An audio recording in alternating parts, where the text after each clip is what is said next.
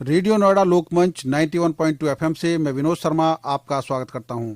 हमारा साप्ताहिक कार्यक्रम जन की बात, यह कार्यक्रम हमारी सेहत के लिए है और इसमें हम ऐसे लोगों को जोड़ते हैं जो हमारी देखभाल करते हैं। खासतौर पर आयुर्वेदिक, एलोपैथिक, होम्योपैथिक और अन्य चिकित्सा पद्धतियों से जुड़े लोगों के साथ हम चर्चा करते हैं। आज हमारे स्टूडियो में जुड़ रही हैं आयुर्वेदिक विशेषज्ञ डॉक्टर कविता शर्मा जी। मैं कविता शर्मा जी का अपने स्टूडियो में स्वागत करता हूं। कविता जी नमस्कार। नमस्कार सर, नमस्कार। कविता जी बताइए कि कोरोना काल अब चल रहा है और इसमें आयुर्वेदिक की भूमिका महत्वपूर्ण हो जाती है। हम खासतौर पर देखते हैं कि लोग घरेलू नुस्खों से काफ़ी कुछ फायदा उठाते हैं। हमारे शरीर का इम्यूनिटी पावर कैसे मजबूत हो, हमारे श्रोताओं को इस बारे में सलाह दीजिए। जी जी बिल्कुल, आपने बहुत अच्छा प्रश्न किया सर। देखिए, आयुर्वेद शास्त्र में जो है दिनचर्या और ऋतुचर्या के बारे में बताया है। यानी हमें डेली अपना रूटीन, डेली रेजीम किस तरीके से रखना चाहिए और अकॉर्डिंग टू ऋतु यानी सीजनल जो चेंजेस आते हैं, यानी प्रकृति में जो चेंजेस आते हैं उसके अकॉर्डिंग फिर हमें अपनी दिनचर्या को कैसे बदलना है, उसके अकॉर्डिंग पूरे नियम बताए हैं। विद रिस्पेक्ट टू आहार यानी फूड, विद रिस्पेक्ट टू विहार यानी लाइफस्टाइल, विद रिस्पेक्ट टू आपका संपूर्ण जो जीवनचर्या है उसके अकॉर्डिंग। तो जैसे अभी अगर देखा जाए इस टाइम पे, अगर हम बात करें जहाँ पे कि कोरोना पैंडेमिक भी है, तो वर्षा ऋतु जो चल रही है यानी जो रेनी सीजन है, इसमें वात दोष का प्रकोप होता है और पित्त दोष का संचय होता है शरीर के अंदर। नेचुरली ये होना ही है सबके। तो वात दोष का प्रकोप होने का मतलब है कि इस टाइम पे जो हमारी बॉडी की इम्यूनिटी है या बॉडी की जो स्ट्रेंथ है, जो बल है, वो जनरली कम होता है as compared to other season. ठीक सर। तो अब दो तरह का हम इस चीज को ले सकते हैं कि एक तो होता है हमारा शारीरिक बल, यानी जब भी हमें कोई चोट लगती है या हमें कोई बीमारी हुई है, उससे हमारी बॉडी खुद रिकवर करती है या हील करती है और नरिश भी करती है।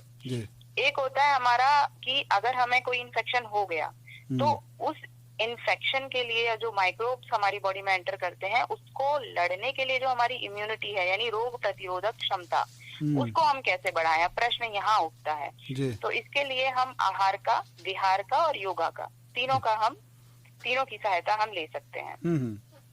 तो अगर आहार की बात करें तो इस टाइम पे हमें जो भी सीजनल फ्रूट्स जैसे सेब हो गया, अमरूद हो गया, आम का सीजन तो हालांकि चला गया है, वर्षा ऋतु हो रही है, तो आम अभी ध्यान से खाएं कि जो बहुत ज्यादा पका हुआ आम है जिसमें कीड़े भी पड़ने लग जाते हैं, तो ऐसा जो है वो फल ना लें। अमरूद है, पपीता है, लीची है, ये सब फ्रूट जो है जो सीजन में है वो लीजिए भरपूर मात्रा में, रस भरे।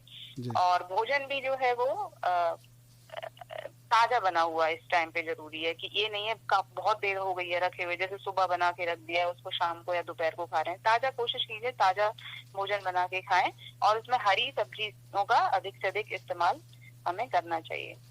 अकी मेन जो है कि इस ऋतु में जो मैं एक बहुत इंपॉर्टेंट चीज बताना चाहूंगी जो आयुर्वेद में बताई गई है कि अगर लोग हरितकी यानी जो हरड़ आती है ना, हरड़ सबको पता होगा, हरड़ जो होती है, हरितकी का अगर सेवन किया जाए, कैसे सेवन कर सकते हैं, उसका पाउडर मिल जाता है या फिर आप हरड़ खरीद लाइए जो है पंसारी की दुकान से, 5 से 7 ग्राम, यानी अगर जैसे यंग एज में 25 से लेकर के 45 साल वर्ष की आयु के लिए जो है वो 5 ग्राम, और अगर किसी का पोस्ट जो क्रूर है तो वो 7 ग्राम पाउडर में जो है वो 2 से 3 ग्राम सेंधा नमक मिला के खाली पेट सुबह और शाम दोनों टाइम उसका इस्तेमाल करें। तो ये क्या है, ये एक रसायन का काम करेगा। इम्यूनिटी जो मैंने बात की ना, इम्यूनिटी रोग प्रतिरोधक क्षमता, उसको बढ़ाएगा।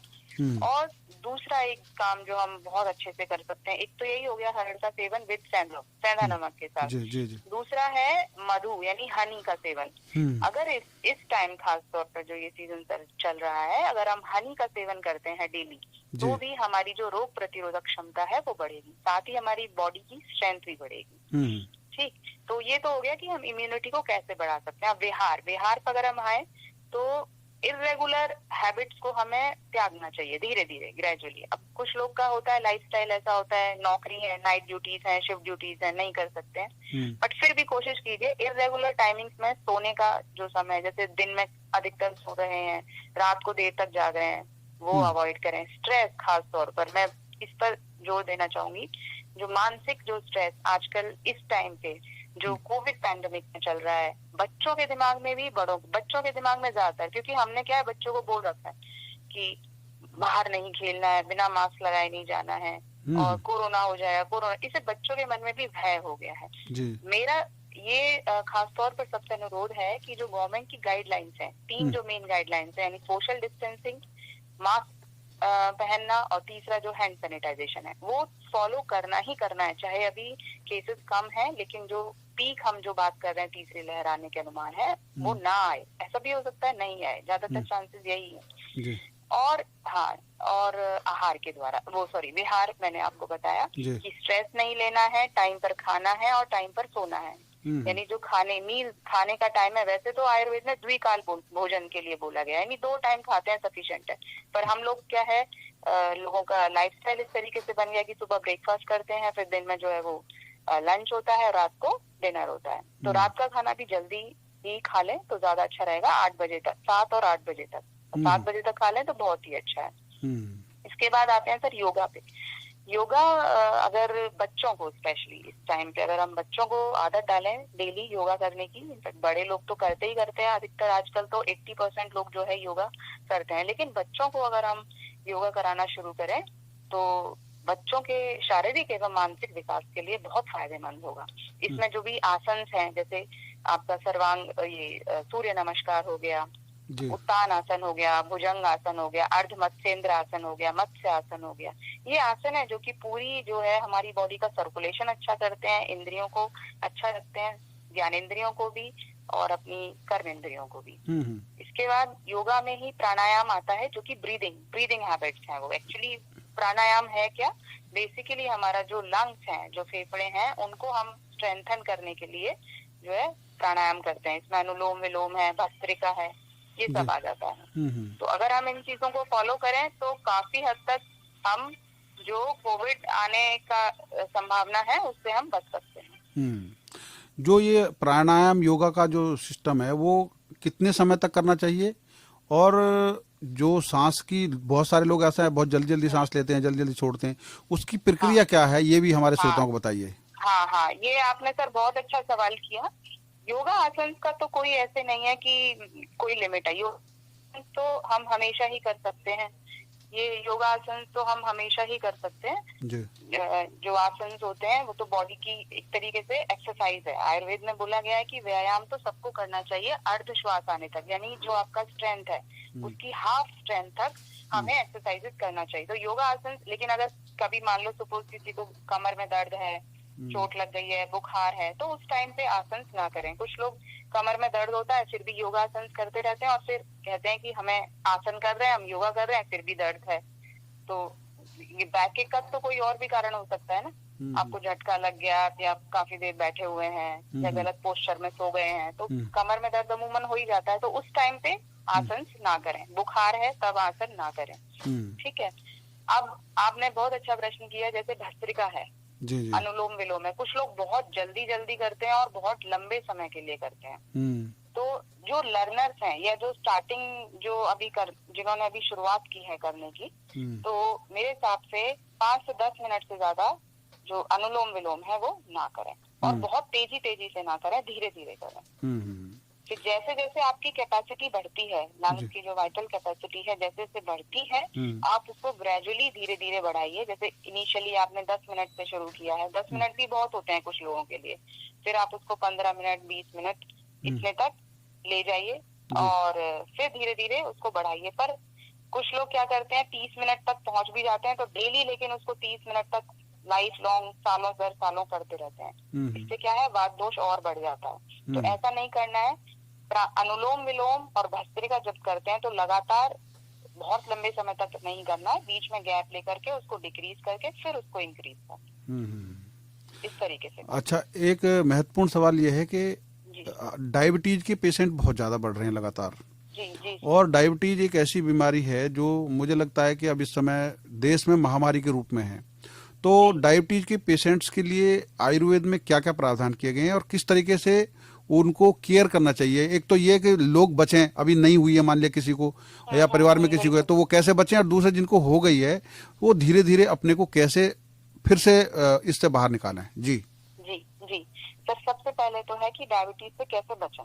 जी। ठीक है, अब इसके दो पहलू हैं कि अगर किसी के फैमिली में वंशानुगत डायबिटीज की बीमारी है, जी सपोज कीजिए, जी। तो उसको चांसेस होने के ज्यादा होते हैं। और एक है जिसकी फैमिली में नहीं है, तो उसको तो नील ही है कि नहीं हो सकती। ठीक है, हम्म अब जिसकी फैमिली में जीन्स चले आ रहे हैं, तो उस व्यक्ति को डायबिटीज ना हो, हम्म इसके लिए वो प्रयत्न करे। ऐसा नहीं है कि इसे होगी ही, ऐसा जरूरी नहीं है। जी उसकी बॉडी में जीन्स हैं डायबिटीज को पैदा करने वाले। अब उसका कर्तव्य ये बनता है उस व्यक्ति का, या जिस भी डॉक्टर से वो परामर्श लेता है, कि वो जीन्स को दबा दे, यानी एक्टिव ना हो पाए उसकी बॉडी में।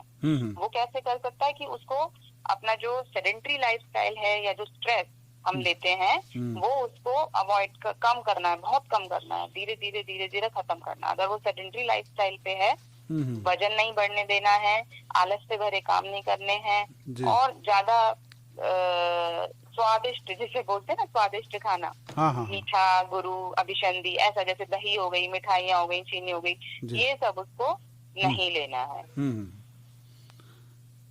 तो इसमें क्या इलाज क्या है इसका? जी, इलाज के लिए सर यही है कि आयुर्वेद में जो है वो शोधन चिकित्सा और शमन चिकित्सा दो तरीके से बताई गई है। शोधन है कि बॉडी से डिटॉक्सिफिकेशन करना, यानी दोषों को बाहर निकाल के फेंक देना। तो इसमें पंचकर्म है, जैसे वमन, विरेचन, निरूह, अनुवासन, नस्य, ये पंचकर्म होता है, ये देते हैं। इसके बाद कुछ औषधि हैं जो कि जैसे बसंत कुसुमाकर रस है, निशा मिल्की चूर्ण है, हरिद्रा का प्रयोग कर सकते हैं, पंचनिम्बादी चूर्ण है, चंद्र प्रभावटी है। ये औषधियां हैं जिनके द्वारा हम मधुमेह के रोगी को ठीक कर सकते हैं। और जो एक स्वस्थ व्यक्ति है, वो भी अगर चाहता है कि उसको मधुमेह कभी हो ना इन फ्यूचर, तो वो भी अगर पंचकर्म यानी कि शोधन चिकित्सा या शोधन कर्म करवाता रहे, अपनी बॉडी को डिटॉक्सिफाई रखे और रसायन सेवन करे, और जो भी सबसे पहले जो मैंने अपनी टॉक की शुरुआत में कहा था, दिनचर्या और ऋतुचर्या को फॉलो करे स्पेशली, तो वो मधुमेह से बच सकता है। यानी आयुर्वेद में जो दिनचर्या और ऋतुचर्या बताई गई है, अगर हर व्यक्ति उसे समझे और उसके अनुसार, अगर मैं कहती हूँ अगर 60% भी उसके अकॉर्डिंग करे, पूरा नहीं कर सकता है तो 60% भी करे, तो वो 70-80 वर्ष तक भी निरोगी रह सकता है। जी जी जी जी। एक और महत्वपूर्ण सवाल है कि गर्भवती महिलाएं कोरोना काल में अगर उनको हो गया है और अब ठीक हो गई हैं और वैक्सीन भी उनको लग गया है, तो वो अब क्या एहतियात बरतें ताकि बच्चे पर भी कोई असर ना पड़े और वो भी सेफ रहें? जी ठीक है। अब जैसे अगर पहले उस टाइम पे हुआ था गर्भ काल में, तो ठीक है, अब डिलीवरी हो गई है, बच्चा भी ठीक है, माता भी ठीक है, बस अब उसको वही सोशल जो मैंने बोला कि गाइडलाइंस तो फिर भी फॉलो करनी है आगे के लिए भी। ठीक है, इसके अलावा उसको अपने खान पान पे बहुत अधिक ध्यान रखना है। सुपाच्य आहार, वो भी ताजा और सीजनल वेजिटेबल्स, फ्रूट्स का सेवन करें, और योगा आसन का वो भी करें, प्राणायाम, मेडिटेशन करें, टाइम पे हर चीज करनी है। और ये हरितकी का सेवन और मधु का सेवन ये भी कर सकते हैं, जिससे इम्यूनिटी बढ़े ताकि कोई फर्दर इन्फेक्शन ना हो। अब बात आती है बुजुर्गों की। हर परिवार में जो बुजुर्ग लोग हैं, वो इन दिनों में अमूमन, चाहे बरसात का सीजन हो और कोरोना की वजह से भी वो थोड़ा बहुत, कभी हड्डियों में दर्द होता है, कभी पैरों में दर्द होता है, तो उनके लिए क्या आप सुझाव देंगी? हाँ ठीक है सर, देखिए जो अभी तक बताया वो बेसिक गाइडलाइंस हैं जो सभी के लिए हैं, बट वृद्ध लोगों के लिए मैं जो एक स्पेशल बताना चाहूंगी वो है अभ्यंग। अभ्यंग मीन्स जिसे हम आम भाषा में बोलते हैं तेल लगाना, शरीर पे तेल की मालिश करना। ठीक है, इसके लिए इस टाइम तिल का तेल बहुत सही रहेगा। तिल के तेल से हफ्ते में 3 बार 4 बार, और नहीं निकाल पाते हैं तो भी 2 बार, हफ्ते में 2 बार जरूर मालिश करें पूरे शरीर। अच्छा, पैर से लेके पैर के अंगूठे तक मालिश करें, और उसके बाद थोड़ी स्वेदन यानी कि स्टीम लें। तो इससे क्या है, तेल अंदर जाएगा, वात दोष का शमन होगा, हड्डियां मजबूत होंगी। और भी तेल के अलावा और भी तेल है, अगर किसी को बहुत ज्यादा दर्द है या हड्डियां सच में कमजोर हैं बहुत ज्यादा, तो क्षीर वाला तेल है, मलाश्वगंधा तेल है, लाक्षादी तेल है, इन तेलों का इस्तेमाल कर सकते हैं। और नट्स का यानी ड्राई फ्रूट्स का इस्तेमाल करें अधिक से अधिक। जी जी। अब आखिरी सवाल है कि तीसरी लहर में बच्चों के प्रभावित होने का खतरा है। जी सर। तो जो छोटे बच्चे हैं, खास तौर पर जिनको अमूमन हम इतना निगरानी तो रखते हैं, लेकिन खान पान में उनको रोका टोकी नहीं कर पाते हैं, जी तो सर, ऐसे जी। समय में जब तीसरी लहर की आशंका हो तो परिवार के लोग बच्चों का ख्याल कैसे रखें, और आयुर्वेद इसमें किस तरह के खान पान की इजाजत देता है? जी। हाँ जी सर, जी सर। सबसे पहले तो है कि अभिभावक हैं, जो भी बड़े लोग हैं, बच्चों को समझाएं कि बहुत ज्यादा डरने की जरूरत नहीं है। और बच्चों के हिसाब से इनफैक्ट सभी के लिए, एक तो जिस घर में रह रहे हैं वो प्रॉपर वेंटिलेशन होना चाहिए, वेंटिलेटेड यानी धूप का आवागमन और शुद्ध हवा का आवागमन हो। जैसे पहले बात फैली थी कि हवा में वायरस है, जी जी तो क्या है, लोगों ने खिड़कियां, रोशनदान सब बंद कर दी थी सर। जी जी। लेकिन हमें ऐसा नहीं करना है। हम्म। और अगर घर में ये सुविधा नहीं है, क्योंकि सिटीज हैं तो फ्लैट्स हैं, धूप नहीं है, तो बच्चों को थोड़ी देर के लिए, हालांकि बाहर ले जाना ठीक नहीं है, पर फिर भी अब इतनी सिचुएशन पैनिक में नहीं है, बाहर मास्क पहना के प्रॉपर सैनिटाइजर हाथ में ले जाकर उनको थोड़ी देर के लिए धूप, बाहर की धूप और हवा जरूर उनको करें। और दूसरा मैंने बताया कि योगा उनको करवाएं बच्चों को। और आयुर्वेद इसमें सबसे जो है सुझाव देता है वो है स्वर्ण प्राशन। स्वर्ण प्राशन के बारे में आपने शायद सुना होगा। स्वर्ण प्राशन एक जो है वो लेह की फॉर्म में, यानी जैसे च्यवनप्राश होता है उसी की तरह से ये लेह है, जिसमें कि स्वर्ण बहुत कम मात्रा में होता है और उसके साथ में अन्य मेद्य एवं शरीर की इम्यूनिटी को बढ़ाने के लिए हर्ब्स होती हैं, औषधियां होती हैं। ठीक है। तो इस स्वर्ण जो है, स्वर्ण का आप पढ़ेंगे इतिहास, तो स्वर्ण का प्रयोग प्राचीन काल में राजाओं के टाइम से करते आ रहे हैं। स्वर्ण के बारे में कहा गया है, जो व्यक्ति स्वर्ण का सेवन करता है उस पर विष की एक बूंद का प्रभाव भी नहीं पड़ता। तो बहुत ही स्मॉल क्वांटिटी में स्वर्ण का सेवन बच्चों को कराया जाता है, जिससे कि उनकी रोग प्रतिरोधक क्षमता को बढ़ाया जाए। तो इस टाइम पे अगर बच्चों को स्वर्ण प्राशन कराया जाए, सभी बच्चों को, तो उनकी जो है वो इम्यूनिटी बढ़ेगी और वो हम उनको कोविड-19 के इफेक्ट से बचा सकते हैं और तीसरी लहर को आने से रोक सकते हैं। आपने रेडियो नोएडा लोकमंच 91.2 एफएम पर बहुत अच्छे सुझाव दिए, वो बुजुर्ग को, महिलाओं को, बच्चों को और आम आदमी के लिए दिनचर्या को बेहतर करने के लिए। डॉक्टर साहब, आपका बहुत बहुत धन्यवाद। जी सर, थैंक यू सर। अभी आप सुन रहे थे डॉक्टर कविता शर्मा जी को, जो आयुर्वेदिक विशेषज्ञ हैं, और उन्होंने कोविड काल के दौरान कैसे लोग अपने को स्वस्थ रखें, किस तरीके से बचें, और अगर किसी को कुछ हो भी जाता है तो किस किस चीज़ का ध्यान रखें, उन पर उन्होंने फोकस किया। मुझे उम्मीद है आपको उनका ये कार्यक्रम पसंद आएगा और आप उसका फ़ायदा उठाएंगे। आप सुनते रहिए रेडियो नोएडा लोकमंच 91.2 एफएम, आपकी अपनी आवाज़। धन्यवाद।